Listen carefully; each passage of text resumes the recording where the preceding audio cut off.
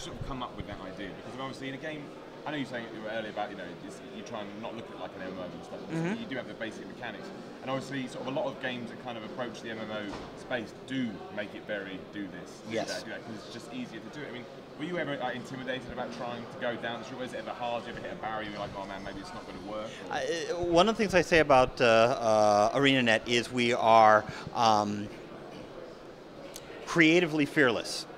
Okay, I have seen this happen again and again where we have come up with a better idea halfway through the process, and we say, okay, let's change. It makes more sense to make the change than to do it the way we had done it. So we have moved away from safer alternatives. In some cases, we've gone out, we tried stuff, and it just didn't work. Okay, let's go back and examine it again and see where we can get to a point. Because we're looking at not just innovative, we're looking at playable, we're looking at accessible, we're looking for a largest number of people who will come and enjoy this game. That's our bottom line. Because we're not a subscription based, because we're selling games and then you play for free. We want to basically be able to get as many people as possible find their style of gaming in Guild Wars.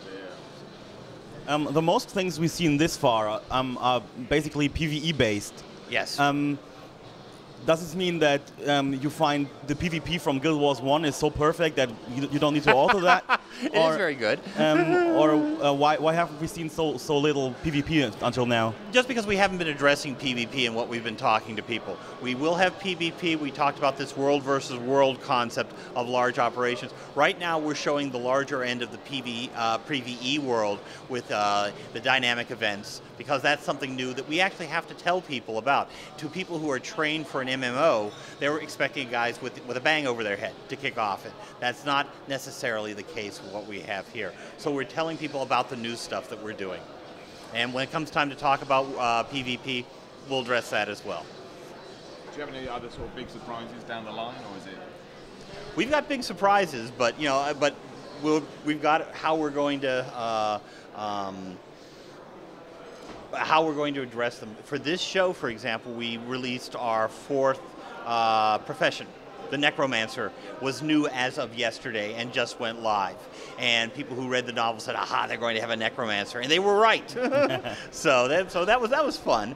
But we've got 4 more professions we're going to be revealing. We have PvE we're going to be revealing. We have a lot more of the world that we're going to be talking about. You see, Queensdale, you see the Bladesrow Steppes, and you say, oh, wow, this is a big, huge, world. We got a lot more in our pockets that are coming up. We have to yet to do the show anything major on the Asura, major on the new race, the Sylvari. We've got more to say about the Norn. We've got more to say about the dragons. We've got a lot of surprises yet to come.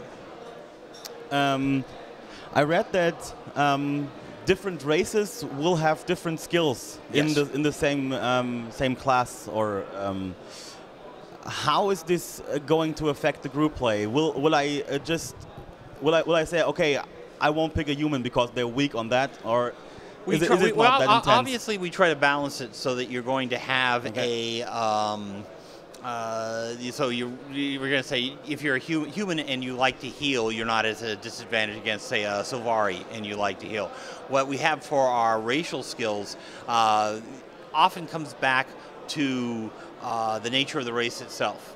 The Norn ability to become the bear or become the wolf, to have this animal-human form, that belongs to them.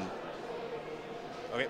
That is part of, so basically it's for get the flavor for that particular character. How they interact with their professions is very important to make sure we keep it balanced across the board. And I'm looking up at the corner because they just gave me the signal that we're running out of. We've run out of time. Do you have one more question? I'm good, man.